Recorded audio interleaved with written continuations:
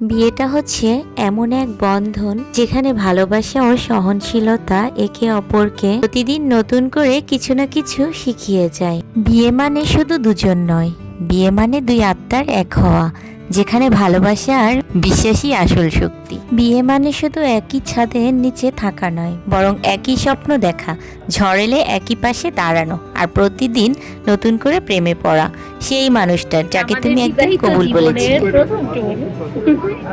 তাই না? রেখে দিলাম স্মৃতি হিসেবে। আসসালামু আলাইকুম এভরিওয়ান, সবাই কেমন আছেন? কি অবস্থা সবার?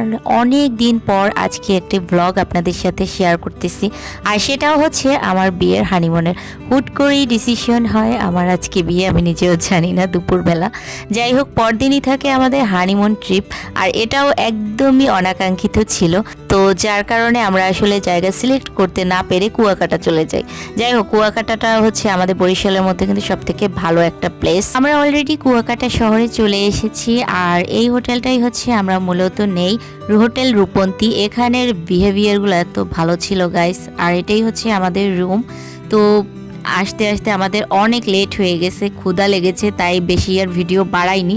এখান থেকেই হচ্ছে শাওয়ার টাওয়ার নিয়ে দেন ওদেরই চুলা রেস্টুরেন্ট চলে গেলাম খেতে দুজন মিলে। আর খাবারগুলো অর্ডার করার পরে দেন আমি রেস্টুরেন্টে একটু ঘুরে ফিরে দেখি। এখানে কিন্তু অনেক পদের আচার, চকলেটস, তারপরে বিভিন্ন ধরনের আইটেম আছে, ফুড। যাই হোক, আমরা এখন এখানে বসে থাকি খাবারের জন্য, দুইজনে আবার একটু মজাও করতেছিলাম। আমার পার্টনার কিন্তু আমার মতোই হাসি খুশি টাইপ, আমরা একটু ফ্রি মাইন্ডেড। এখানে আমরা শুটকি ভর্তা আর হচ্ছে গরুর গোশ দিয়েছিলাম, পাতলা ডাউল। প্রত্যেকটা খাবার এত ইয়াম্মি ছিল গাইস, ওফ! আর জামাইতে ভাত বেড়ে দিচ্ছে, সেটা আমি বসে বসে খাচ্ছি, কি লাক্সারিয়াস রে বাবা! আর যদি হয় সেম মেন্টালিটির মানুষ তাহলে তো কোনো কথাই নেই। আসলে আমরা দুইজনই হচ্ছে সেম মেন্টালিটির, ঘুরতে ফিরতে খুবই পছন্দ করি। সব জায়গায় ইনশাআল্লাহ আস্তে আস্তে করে ঘুরবো যদি আপনাদের দোয়া থাকে সাথে। এরপরে বিকেলে চলে যায় একটু বিচের দিকে, আর ভুট্টা দেখলে আমার মাথা ঠিক থাকে না, এটা আমার নিতে হবে কারণ এটা আমার ভালো লাগে। বাট ভুট্টাটা একটু শক্ত ছিল, এর জন্য অর্ধেক খেয়ে পরে আরেকজনকে দিয়ে দিয়েছি। খাবার নষ্ট করা আমার একদম পছন্দ না।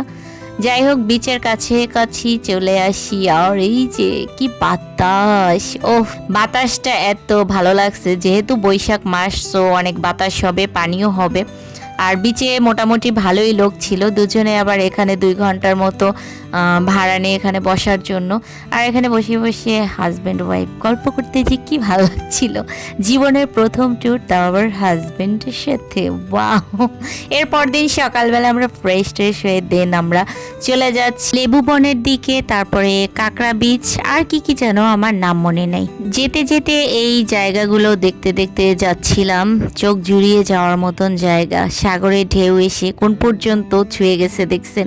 এখান থেকে গাড়ি নিয়ে ঘুরতেছিলাম, এই হচ্ছে আমার শ্রদ্ধেয় জামাই। সে এখানে বসে বসে ফিলিংস নিচ্ছিল, আর আমি পিছন থেকে ভিডিও ক্লিক নিচ্ছিলাম। যখন সে দেখে ফেলে তখন সে বলল, এক বুক ভালোবাসা শুধু নাকি আমার জন্য। এরপর এত সুন্দর ভিডিও দেখে আমি আবার না যেয়ে পারি, কারণ আমি তো এখন হিংসায় জ্বলে পড়ে যাচ্ছি, তাই আমিও দৌড়ে চলে গেছি। কিন্তু দেখতেছি সাগর বড়ই উত্তাল, যেহেতু বৈশাখ মাস, তো পানি অনেক বেশি, একদম এই পর্যন্ত চলে আসছে। অন্যান্য মাসে কিন্তু এরকমের পানি হয় না এতটা, যতটা বৈশাখ এবং জ্যৈষ্ঠ মাসে হয়।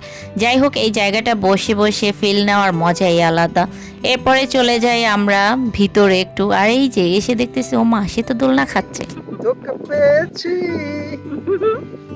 ছাড়বো না, আর কখনো ছাড়বো না। রণসঙ্গীত বালেন্দ্রনাথ এটা হচ্ছে কীর্তন। কালীবাড়ি কীর্তন পরিবেশন করবেন কালীবাড়ির জনাব কীর্তন। রাফি চট্টোপাধ্যায়। ও বধূ সুন্দরী,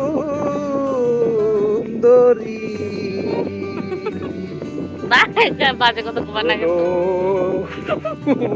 এরপরে আমরা রুমে যেয়ে ফ্রেশ ট্রেশ হয়ে দেন সন্ধ্যার পরে বের হই। আর এই জায়গাটা এত সুন্দর, এখন না সব কিছু নতুন নতুন করছে, যার কারণে চিনতেও পারি নাই। তো এই মাথা ওই মাথা মানে সব কিছু ভাগ ভাগ করে ফেলছে। এখানে বাচ্চাদের আবার হচ্ছে মজা দেওয়ার জন্য সব কিছুর আয়োজন করা হয়েছে, আগে এত কিছু ছিল না, এখন কুয়াকাটাটা অন্যরকম হয়ে গেছে। যাই হোক, সব জায়গায় মোটামুটি ঘোরাঘুরি শেষ। এখন হচ্ছে আমি আমার বোনদের জন্য, আমার ননদের জন্য এখান থেকে কিছু কসমেটিক্স কিনি।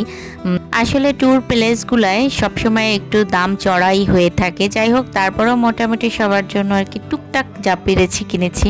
এরপর একটু আচার কিনতে যাই, আর এই আচারও হচ্ছে সবার জন্য কিনেছি, বাট বাসায় এসে না একটা আচার কেমন যেন ভাল লাগে নাই। যাই হোক, এরপরে আমরা চলে যাই একটু বিচের দিকে। এখানে চা খেতে আসছিলাম আর মোটামুটি ভালোই একটু গল্প সল্প করলাম। ছবি তুলবো, ওরাই জায়গায় ছবি তুলতে হবে। কি লেগে